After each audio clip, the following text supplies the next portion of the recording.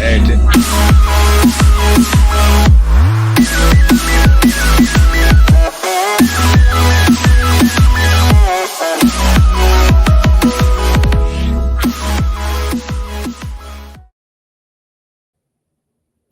yo.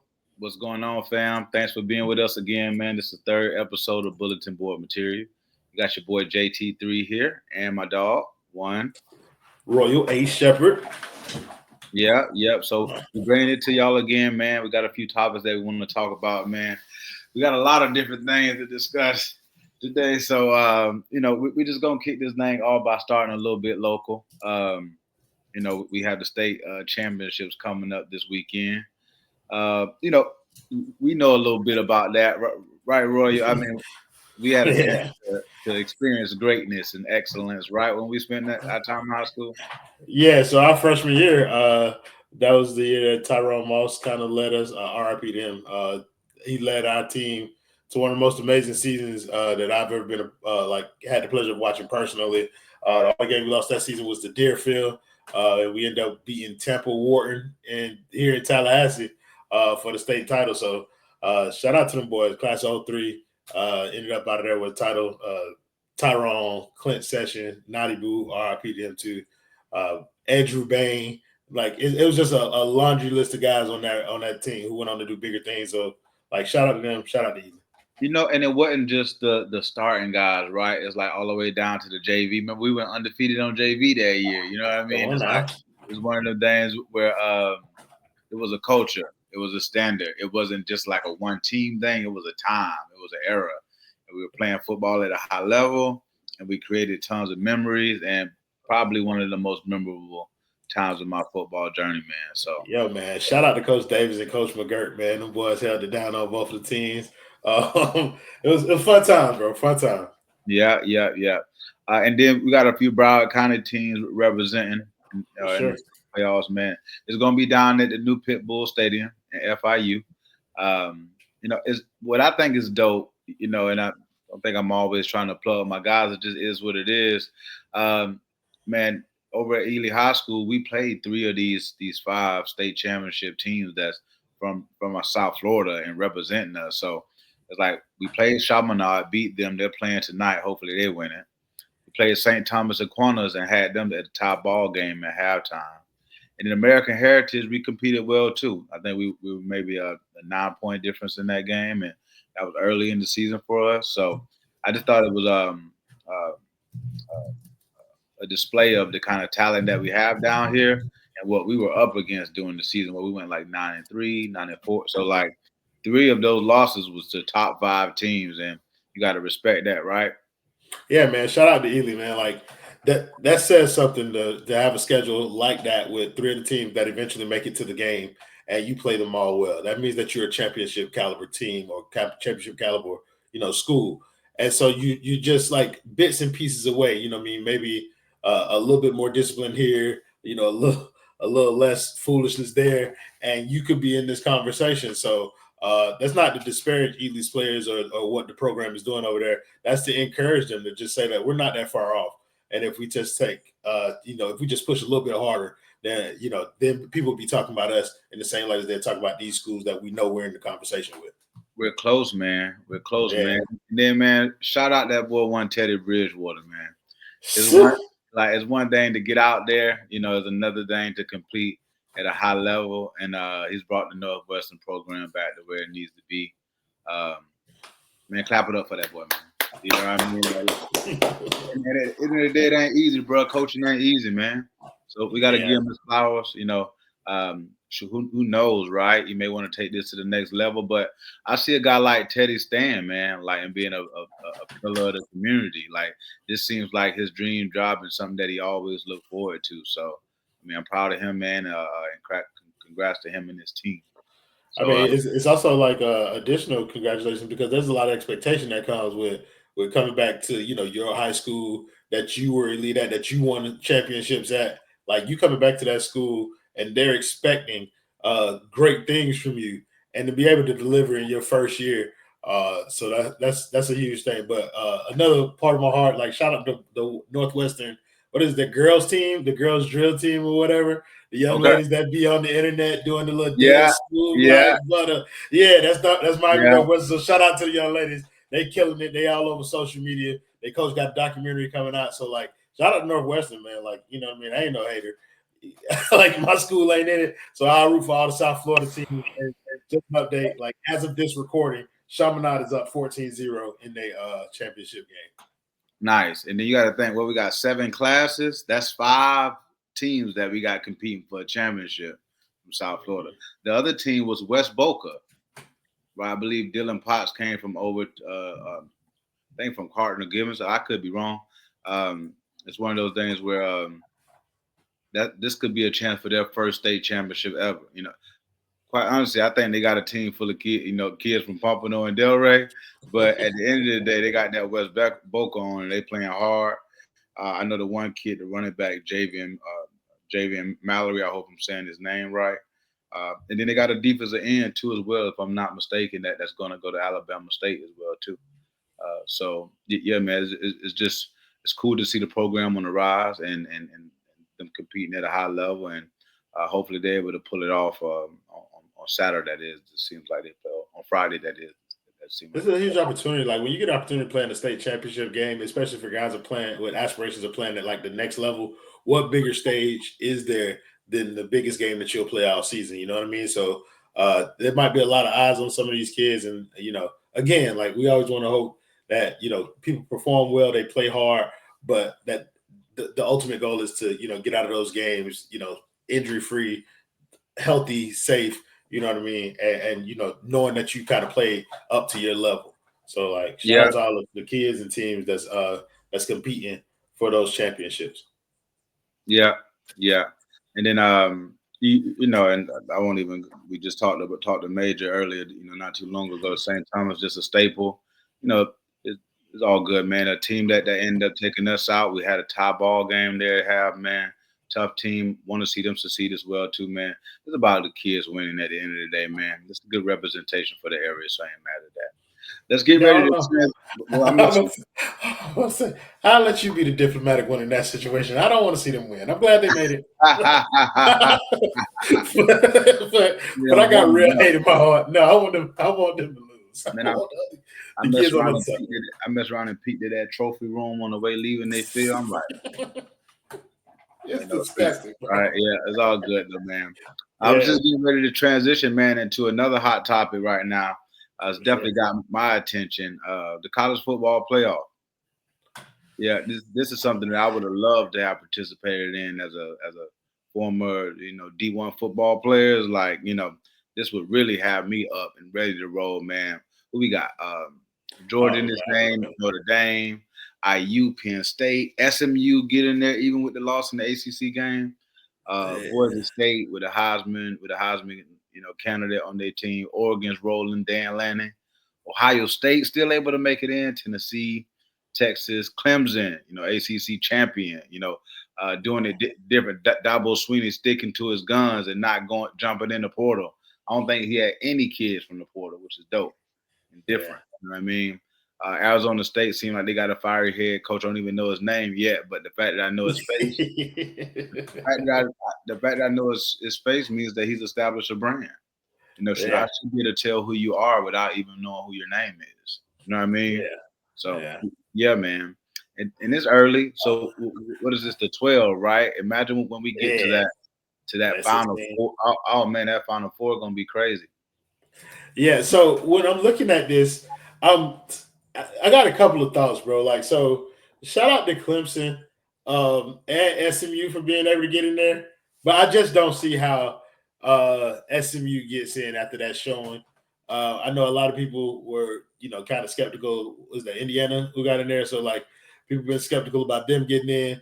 But yeah, I'm with you on the Arizona State head coach. Don't know that man's name for nothing. They got a running back there too, number 4. Don't know his name for nothing, but he runs hard as hell. and that's a good football team over there. I think inevitably though, like it feels like an Oregon Invitational to me. Like Oregon feels like the best team in the game, and of course you got a couple of those guys like Georgia, that could come to spoil the party. But like Oregon feels like the champion. Like they feel like the team that's going to run the table. And they got a bracket that's, not easy, but doable. You know what I mean? So I'm excited to see the tournament. When they get to the last four, then I think you're going to have some really good games on the table for you. Yeah, Dan Lennon is definitely coaching his butt off. Kurt is as well too. Yeah, I like to see the good competition. There are a few schools in there who got snubbed, in my opinion, or I just think about certain teams that probably could have really drew some eyes and some high level competition. I'd love to see Alabama in there. South Carolina was rolling. These are three lost teams that had a really tough schedule, and if you really equated their strength of schedule, they have a strong argument on being in there, especially with the way that they're rolling. What you think about Dion?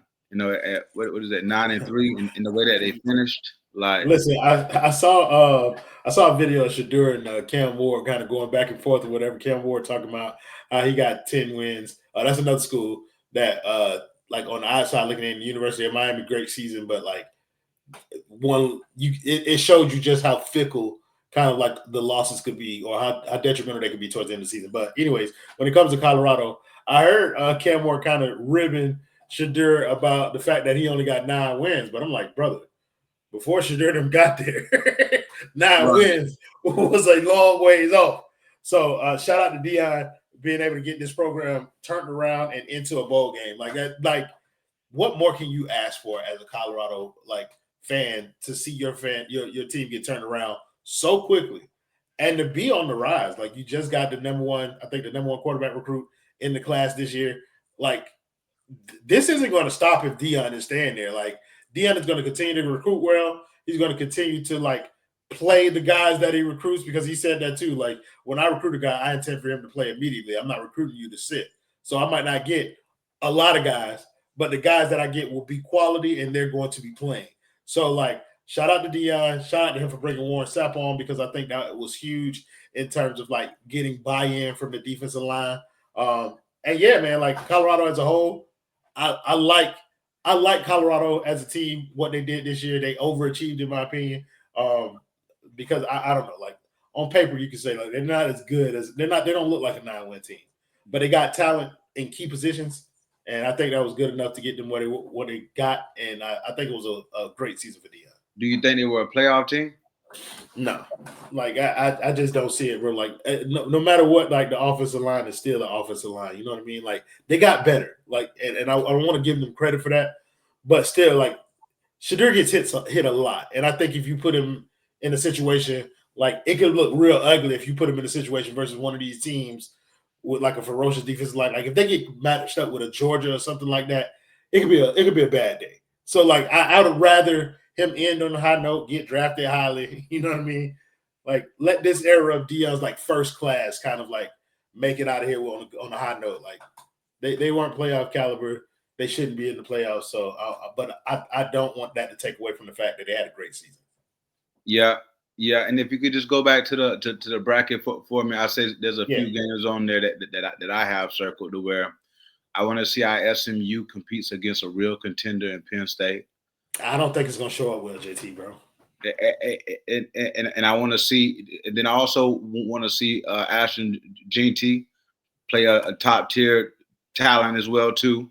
There's a few games I want to see there. Now the Indiana Notre Dame game, we'll really see what they're about when they make it to the next round, and Kirby waiting on them, right? So, who you got in that game though? If you had to choose it right now, you got Indy and Notre Dame. I like Indiana. I feel like they're the worst team in this. Me, I like that underdog and that tough team, led by the tough coach. They remind me of West Virginia a little bit, in the sense. Yeah, but y'all had skill players. I feel like that's this is a gritty team. I'll give you that. They hard nosed and all that lunch pail.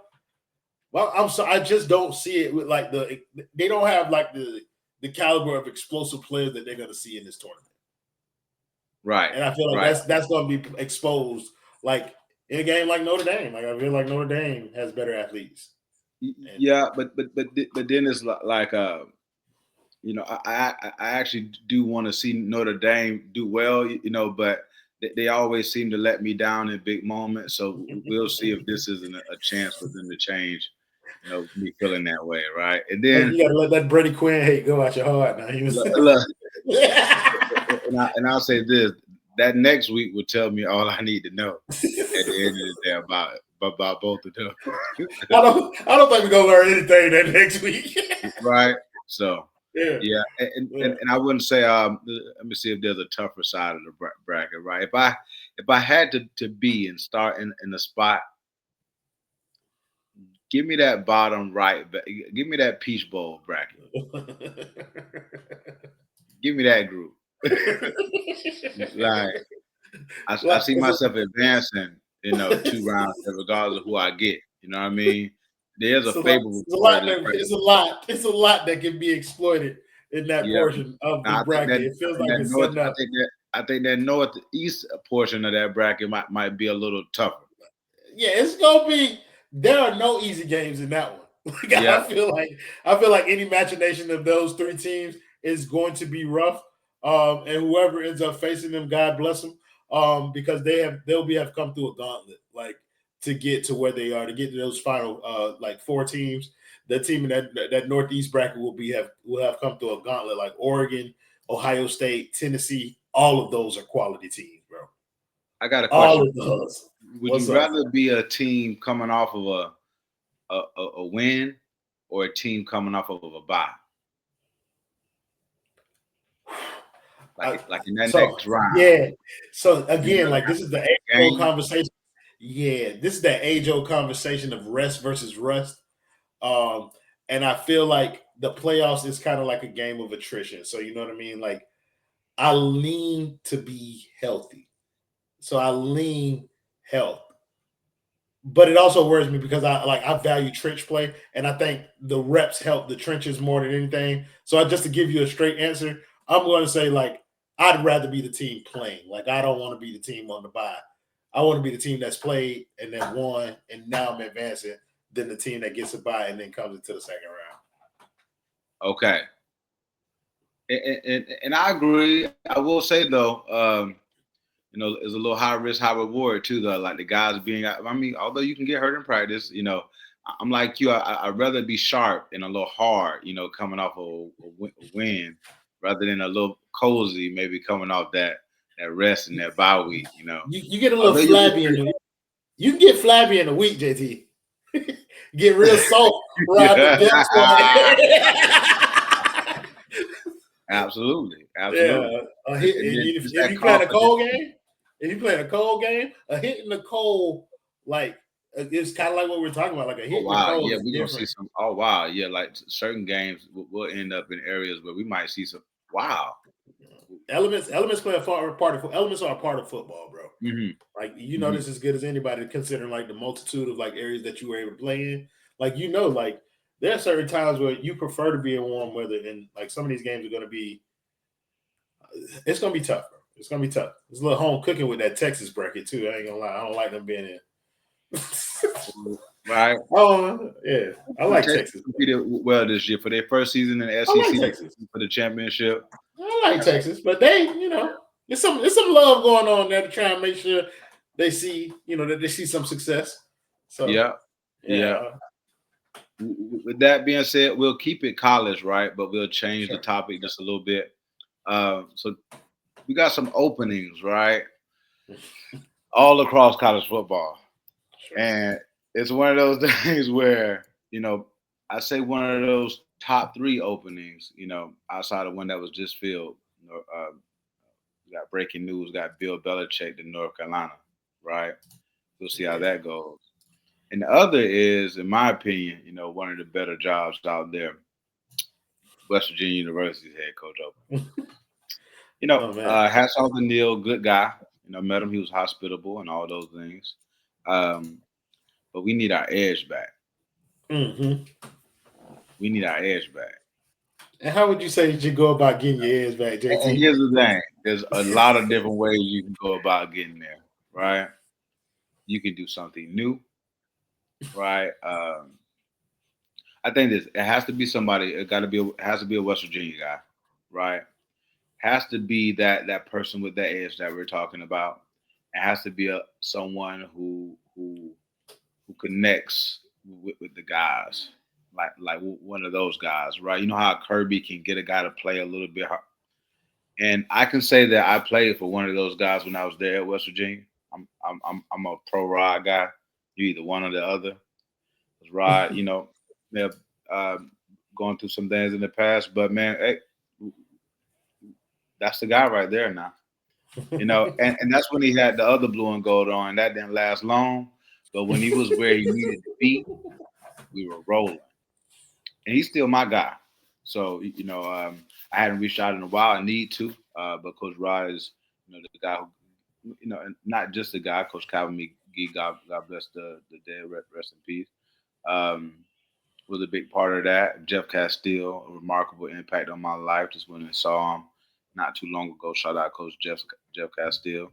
But that bunch, that group, they put a lot into us. So much so to where we feel that connection that you should feel from giving your all to something.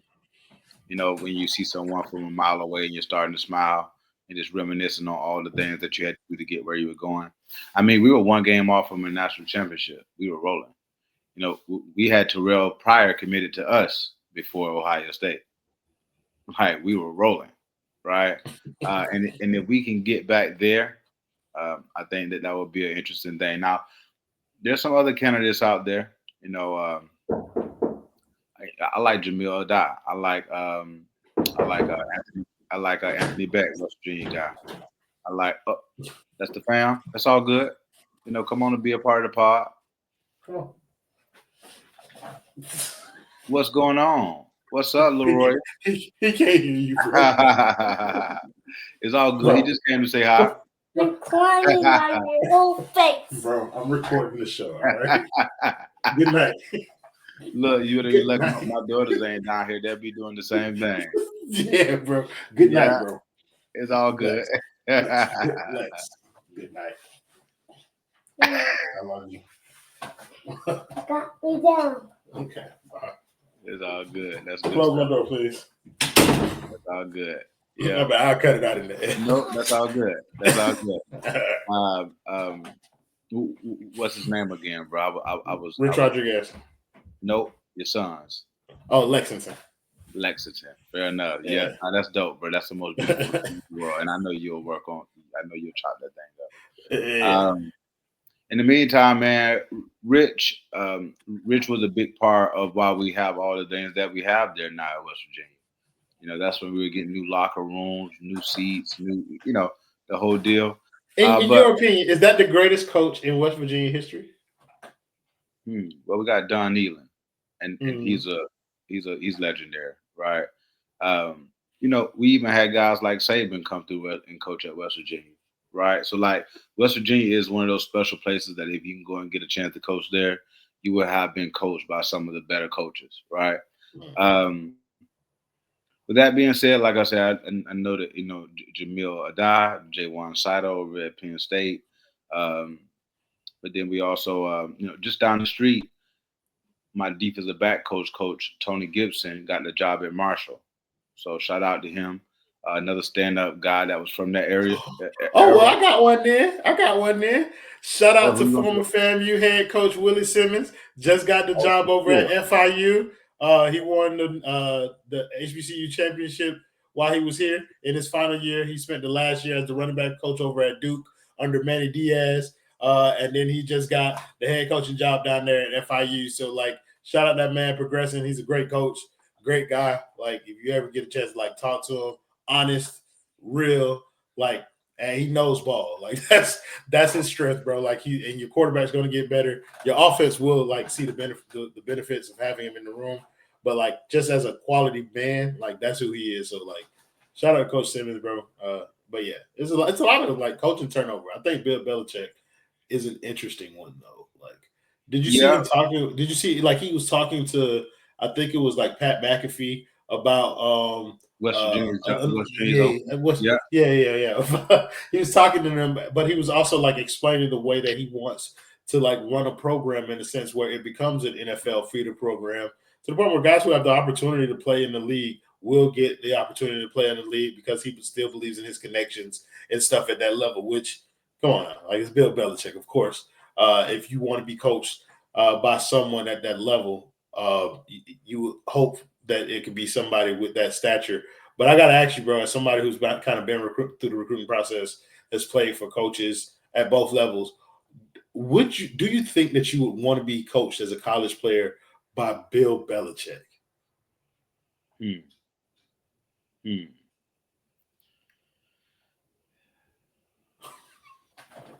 Probably not. Like just off the cuff, like it doesn't come off. Not that you're always looking for a fun coach. It just seems like something that you'll have to get used to, like before you can believe it and trust it.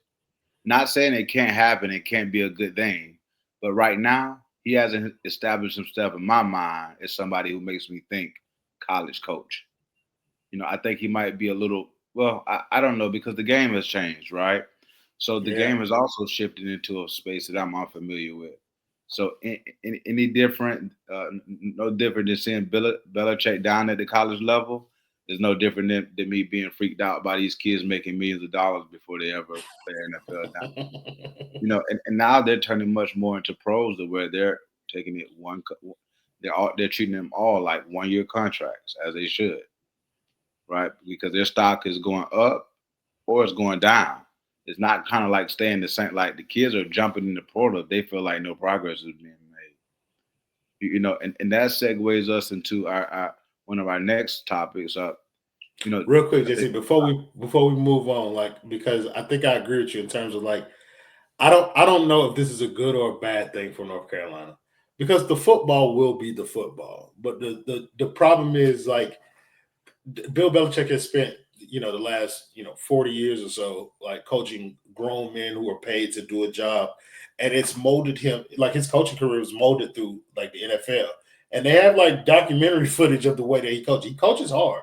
He coaches grown men hard, and some of that stuff won't be tolerated at the college level. Like the way that you speak to college kids has to be catered towards college kids. Like you can't just you can't do what you did to Tom Brady like to your best player. Because, like you're talking about, that portal is a real thing. And if a player doesn't like the way that you're coaching him, they're going to jump in that portal. And that could ruin your stock as a coach in college football. So I part of me believes this was a mistake or a miscalculation on Bill Belichick's part.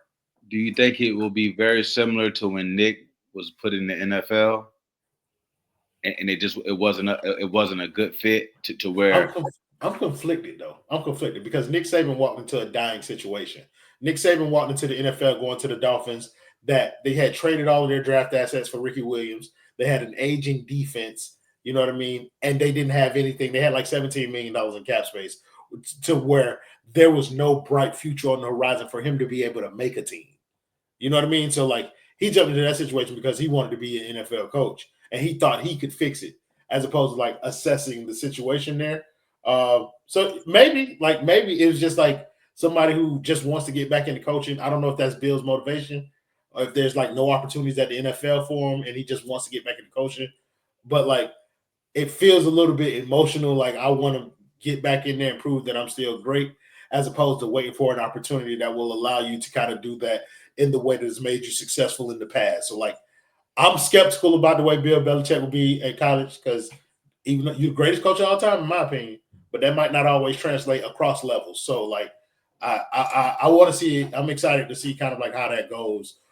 More so than I am excited about like seeing Bill Belichick on the recruiting trail or something like that. Like, hey, right, yeah, right, and I think he'll definitely be that path to the NFL kind of guy. So I do think the NFL pays more than NIL, and I think that'll be important to kids. So if I'm trying to go to the league and I'm a league guy, I probably want to put myself in front of Bill Belichick for sure. Yeah. So, and I don't think he'd have got back out there if it wasn't burning inside of him to be on that sideline again. Yeah, but JT, man, like he gotta go back to the league though, right? Like that's where that's the show. Like and you were at the top of that less than 5 years ago. Like you're the top of the food chain in terms of coaching. So like to see you not get another opportunity in the league and like only a year later, you're already going down to, I don't know if I want to call it like going down to the college range because it seems like I'm putting down college football. But I just feel like when you're the master of kind of like your domain, I would assume that you want another shot at that. Kind of like Sean Payton did, where he, you leave the Saints, go into broadcasting for a little while. But the next opportunity you have coaching is at the NFL level again. So to see if you can rebuild the program over there. But like, I don't know. I just don't understand why Bill Belichick is in college. I never thought that would be his vibe. Yeah, in my opinion, college is the new league. But we'll see. I mean, a kid just got paid $10 million, bro. We should Bryce Underwood. We should definitely like make an entire pod about just that. Like, man, that's a topic in and of itself. Like college being the new league. I want to go into this NIL thing because that's what we have scheduled. But let's make a mental note to like circle the wagons back to that conversation because I think that's an interesting thing. Because I think I disagree. But go ahead. Yeah, that's a very interesting. Like you said, we'll probably need our own segment just for that alone. But in this episode in particular, there's another very important timeline that just passed. Just this Tuesday, the portal opened up, right? So to me, that transfer portal like means free agency. To where what I'm hearing is that Marshall's entire team is in the portal, right? But it's one of those things where it's over 8,000 kids in the port. So you'll have to swim through kids in order to, to where I'm saying to myself, if I'm a coach, do I recruit a kid out of high school that I got to coach? Or do I recruit a kid out of the portal who's already been coached? And maybe coached by some guys who I might want to have a chance to shoot. Oh yeah, you came from Alabama? Nick Saban was your coach? You're gonna end up. I'm your coach, but you're gonna end up teaching me some things, right? So yeah, I think kids have to beware though, right? Because now you got the agents involved. Don't be tricked into the portal. Like, don't trick your future off thinking that there's something better for you out there when you're in a pretty good space already, and now someone has tricked you into the portal because they get a commission on what you make. Don't let someone make you sell your home. Only sell it because you got another place to live. Like, the way make sure you have something solid before you just jump in the portal in free fall into oblivion. Maybe some guys don't make it out of the portal. You leave a school, and even more than being lured out, right? Being pushed out from the next head coach. Don't let a new coach make you give your scholarship up because you feel like they're gonna come here, they're gonna hit. No, play it out, but play the spring out.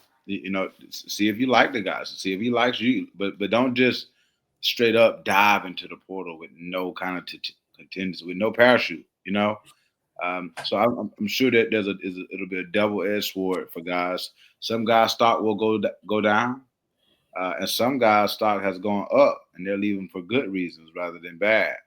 But people are in the portal for at least one or two reasons now. Either they ain't going to where you want them to go, or things going very well. All the guys in the middle staying. They want to see how it works out. Yeah, I'm thinking of a guy like Tyler Van Dyke, the former University of Miami quarterback, transferred, got in the portal, went to, I forgot what school he went to this year, but he in the portal again, like after 1 year. You know what I mean? Moving somewhere else. I think the portal is, so there are multiple things that the portal, the way that it plays out in my mind. One, it incentivizes players not to commit to a program fully, not to be all the way bought in. Like the fact that you have an opportunity to say, I'm just going to enter the transfer portal and go somewhere else, that incentivizes like some coaches to have to, kind of kiss up to you in order to force you to stay. But on the flip side of that, like it's like you're talking about, like some kids jump in the portal and they never jump out of it. Also, you made a very good point about like the dilemma that it puts coaches in, whether to recruit out of the portal or to recruit at the high school ranks. I think that's also a double-edged sword because recruiting out the portal, yeah, you get some coach talent or whatever, but that leaves more room for like maybe a lower tier coach to come in and snag some of those players that are left out. That means everybody gets kind of like a bump in talent. If there are no scholarships left for some of these high school kids because all these portal kids are there at the bigger name schools, some of the, the middle tier schools or whatever, you're getting very valuable players. You're getting good players because there was no other space for them. And these are players that you otherwise wouldn't have had access to. So I think that's something that incentivizes. But again, like I think the biggest thing for me is that players believe that it's turning college football into the NFL in a sense where they have a free agency period. Like I can jump in this portal and you can pay me this, to come right? Like they're like completely unrestricted free agents every year. Like imagine NFL guys, right? Like every year that they can come back to the table and renegotiate. You wouldn't have a team. You couldn't have a team. Imagine guys saying, "Hey, you didn't pay me. I'm sitting out this game." Imagine like renegotiating all the way up into the season. Like, no, like if the NCAA doesn't get control of it, the teams have to get control of it. But how do you control it though, JT? Like it's already like you say, hey, after this date, you cannot negotiate yourself out of this deal. Like there won't be any getting back to the table until next spring or winter. What about limits on the time, the number of times that you can enter the portal? I like that. That's a good idea. You can get in the transfer portal twice. Right. Because then after 3, it ain't done. Yeah, bro. Like, come on now. You're not gonna tell me you should get. Yeah, man. Yeah, you're absolutely right. Yeah, that sounds about right. Yeah. But I feel like I do agree that there should be like some restrictions on it. But I'm also like I feel like a hypocrite kind of because I'm a fan of kind of like player freedom of like player movement and stuff like that.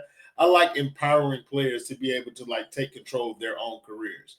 But at the end of the day, like we're talking about college and respect them as young men or whatever, but like they're still young men. You know what I mean? Like not men who have dealt with business, not men who have kind of like built themselves up to understand business in a sense. And they're still prone to making emotional decisions. So I think just kind of like allowing them the freedom to make that decision, like, hey, this program's not for me, so I want to go to another one. Yeah, okay, this is available to you. I think that is a good idea. But having them understand the limitations of that, like you can make your decision within these guidelines. And I think that adding some structure to the portal is a good thing. You know what I mean? And, the guys who kind of got the benefit of the early testing form of the portal, congratulations to you. But I do foresee the NCAA like cracking down on that like relatively soon. Yeah, I do like, some of the good is that it's eliminated some of the parity in college football to where it's not just powerhouses anymore, right? Because now you got maybe the second best players instead of sitting behind a guy at Alabama, they're being a starter for Idaho and getting paid $200,000-$300,000 to do it. So it's one of those things where it at least has made some of those guys who are more business minded, and we had guys on our team at West Virginia who wouldn't have been able to stay because they were just too valuable as second string. Now they were stuck behind guys who are going to go into the WVU Hall of Fame, but they wouldn't have been able to pay. We wouldn't have been able to pay them, and they wouldn't have been able to sit. Like, but you got the flip side of that. People getting broke off who don't deserve it. Like I don't want to say don't deserve it because they've worked hard for their opportunity. And I guess in my mind, like you're worth whatever somebody is willing to pay you. But nobody's gonna convince me that DJ Ugovogologo, whatever that man's name is over there at Florida State, was worth a penny. Like none of them. I wouldn't have paid him anything. And he is rich. You hear me? Making good money. So shout out to him for getting the bag. I'm never gonna hate on no man for getting the bag, but brother, and unfortunately, there's gonna be some misses out there. There's gonna be some hits like Cam Ward, but then there's gonna be some misses like DJ. And I hate to speak on the kids, man. These you don't do that. I'll do it for us. I will say I will say this though. They paying these jokers. So I'm gonna be a little bit more critical. I'm gonna be a little bit more critical, Joker. You getting paid. Everything changes once you get paid. Like, because the minute that you get paid, like, you're no longer an amateur. I think that's also like an unforeseen, like, happenstance of NIL transfer portal type stuff. Okay, you're starting to put them in the same light as professionals. Like, you're starting to they need to be held accountable, because this is no longer like a hobby. This is a job for them now. This is your work. College has become, or the schooling behind this has become secondary. And little known secret, it has always been secondary, but like in a more pronounced way. Like Shadur Sanders, I don't think his teachers know what he looks like. But everybody know what this means. You know what I'm saying? Like, you feel me? So like, you gotta, like, these guys, like, it's a Like, good thing. Look, if I was a Shador, like, I wouldn't even like have my head up in the class. Like, just got your head down on the desk with the watch. Shador, look, they'd be like, Shador. What did you tell me, baby? I make 3 times your salary. Yeah. With that being said, man, I'm happy for the kids. You know, from the Shadurs of the world to the kids. You know that we are having a chance to change their family's life even more so than their family changing theirs. You know. Yeah, but come on, JT. Like, let's be for real for a second, bro. Like, coming from an era where you played and y'all wasn't getting paid, and everybody believed at the time that, you know what I mean, people, college players, like, the university's making money off of us. We should be making a little something off of this, but y'all weren't allowed. Y'all had to pay dues, and y'all had to wait until it was y'all turn to get paid. Like, y'all had to earn the right to be paid as professionals, bro. Like, you can't tell me there ain't a little bit of salt there where it's like, I know you're happy for the kids, bro, and because you're a good dude, bro. You're a good dude. I'm not as good as JT. I just want to let the audience know that I'm a villain. I'm a demon out here in these streets. But there has to be a little salt there in terms of like man, like, they ain't paying the dues that I had to pay in order to be considered a professional athlete, man. These dudes ain't never ain't never participated in a combine. Ain't never did a mini camp like at the NFL level, nothing like that, bro. That's an interesting one because it's not that I don't want the kids to benefit from their name and likeness. I just really wish we could have too. Especially in the captive market like Morgantown, West Virginia, where you are the most popular person in the state, and your dad did play there, and you're one of the first legacies there, and it's just it's interesting to think about, right? Like, would that hunger have still been there? Like, would that grind have still been there? Like, would I have played as hard, or would I have been thinking about making sure I get my money next year? Like, if I get injured, I ain't gonna pick up my $250,000 next year. Are you out there making business decisions? Not like, nah, like, college is like where you let it rip at, man. You talk about young men getting an opportunity to take care of their families. Like, I think in some ways it's our job to protect men, 18, 19-year-old, like you said, boys. You know what I mean? Like, I get it, you young men, but you still boys at that point. Like, the responsibility of taking care of your family shouldn't be on you just yet. And I think that's what, like, not paying college students allowed for y'all to have, like, the opportunity to grow into men before somebody dumped a bunch of money in your lap and then you took care of your family. Like, some of these people aren't getting that opportunity. Some of them getting that NIL money in high school. Like, and now they're the breadwinner. Like, how does that dynamic change inside of the house? Like, I just think through, like, what would happen if my son was getting granted, like, he was gifted, God blessed him with the ability to do something, and somebody walked in my house when he's 17 years old, and like, here's $4.5 million. The minute he come to my house and be like, I make the rules now, brother, there's a lot gonna change. We like, it's a lot gonna change. You feel me? I have to thump him in the head. I ain't want to say it. There's gonna be more than a thump, JT. I can tell you that. But yeah, like, I wonder about, like, how this is changing, like, family dynamics. Like, I wonder how, like, this is impacting these young men at a core level. Like, yes, you have money, but what else do you have? Like, a lot of times giving somebody money can be a bad thing. And so, like, I think about what I was able to do with nothing, right? And then I think about, like, having more money than I had when I was in the league at a younger age. Like, just imagine, more than, you're signing bonus as a 6 rounder, you know, when you're 19. Like that's just ridiculous, right? Yeah, man, it's just it's cool to see, because the kids have always deserved it. We deserved it when we were playing. But I hope that they tame it in a way that, it feels like we went from 0 to 100. If we can just turn that down to maybe 50 or 25, just to keep the kids motivated, I think that would be better. I think it's gonna be hard to keep them motivated if they cut them numbers down. You know what I'm saying? Yeah, yeah. You can't take me down from 12 But million a year. yeah, Now all of a sudden I can at only this get point, 3. the cat's out of the bag at this point. No. Yeah, so it's like it's gonna take. I think it's gonna take a while to scale it back in a way that's effective and fair. Yeah, But yeah, I agree. I think that something needs to kind of like be put in place to kind of help them manage this situation for what it has become. for sure. Okay, well, we're gonna lead with a doozy now, because Okay. I wouldn't want to be a voter in this race. This feels like a 2-man deal. I don't even know who the other candidates are. You probably could throw Cam Ward in there, but I mean, I think the writing's on the wall. It's one of these two guys. So here's the thing that might have put Ashton Jeanty over the hump. He's going to play in the college football playoff, and that's going to mean something. Like, because how good were you if your team isn't in the college football playoff?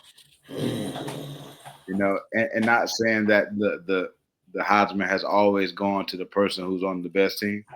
Sure.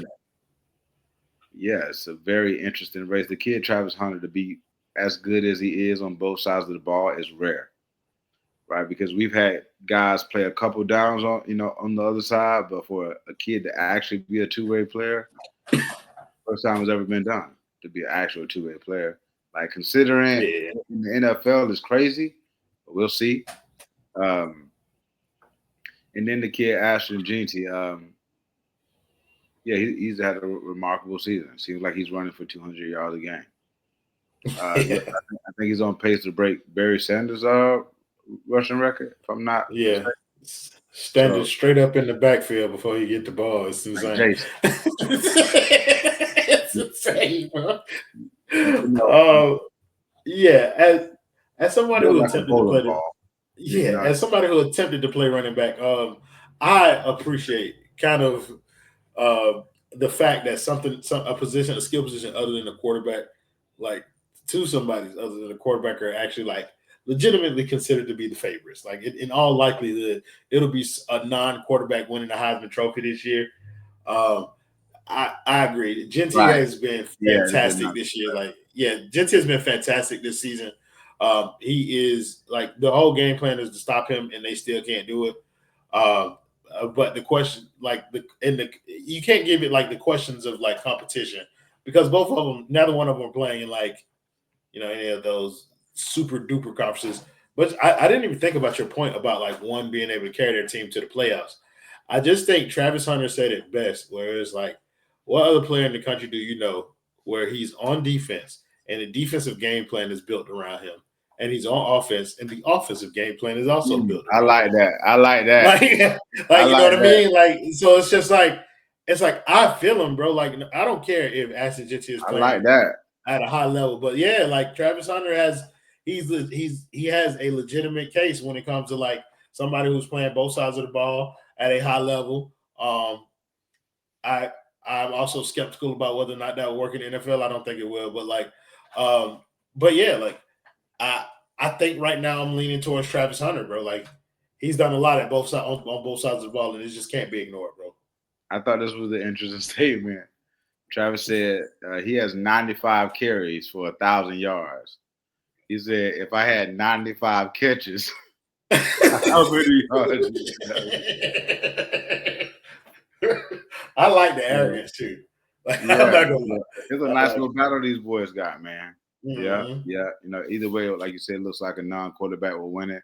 and I'm happy for what they got. But if they do got like, I was happy at one point that Shadur was getting like noticed for kind of like the work that he's done. I think he's made a name for himself outside of his dad. Like I know it's almost impossible to do that considering that he's coaching you every step of the way.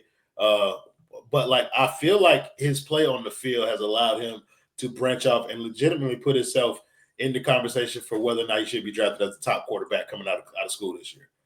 Between him and Cam Moore, Cam Moore definitely deserves some mention in this Heisman race. I don't think he wins it because of those losses that are just a little bit too much to overcome.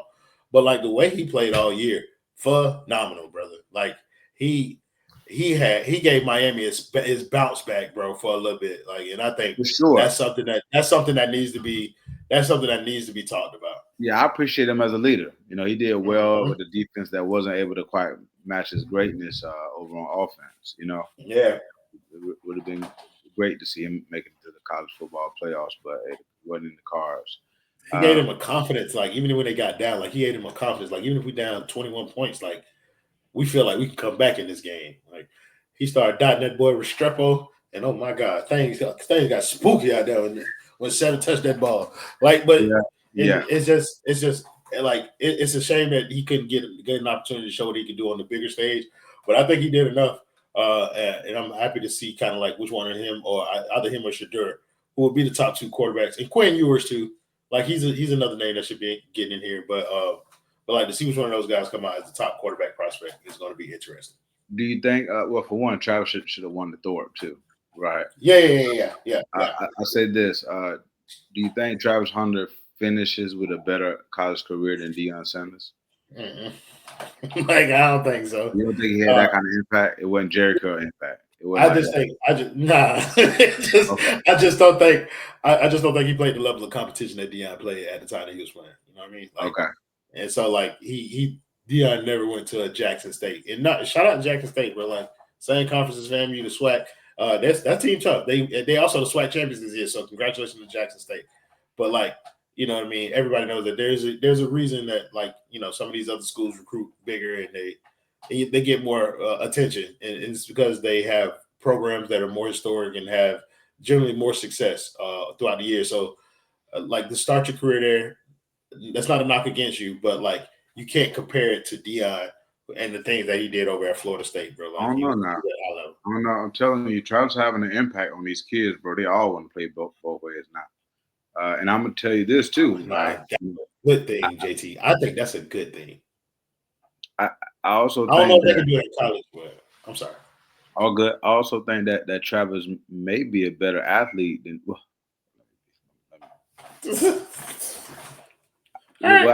have to see him come out first. Like, let's see if he can get up, run a 4.2, and run out the building. Right. I almost. I had to back up. You almost blasphemed on this part. Don't worry about it. We got it. Yeah. But I mean, to your point though, like so, like in terms of like Travis Hunter, I said like this. I believe Travis Hunter in the NFL at the NFL level. I believe Travis Hunter is an All-Pro wide receiver. I believe Travis Hunter is a Hall of Fame cornerback at the NFL. I like that. But if I told him to go to the NFL, guess which one I'm telling him to play, JT? DB. No. I don't care. I don't care about the Hall of Fame. Go play wide receiver because that's who gets paid. Good one. You're all pro at wide receiver, bro. You got a chance at the Hall of Fame. Probably not it's not as good as your chance if you play corner. But if you play wide receiver, you can be an all pro. You can make yourself a lot of money, and you can take care of your family in a much bigger way. Like they paying wide receivers, they ain't paying DBs, bro. They ain't let DBs cover nobody. I hear you on that. All right. Well, man, what I want to do is wrap this thing up, man. I always like to give a shout out to our sponsor, Basement Sports Network, right? Great people over there, right? Man, the best. Yeah. And then, like, we always like to wrap this thing up with a hot take.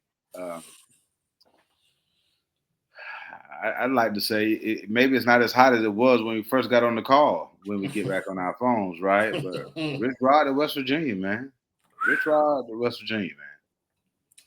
Yeah, just to stick with the topic. Rich Rod, just to stick with the kind of like the theme. I think Bill Belichick to North Carolina is going to be a damning career move, bro.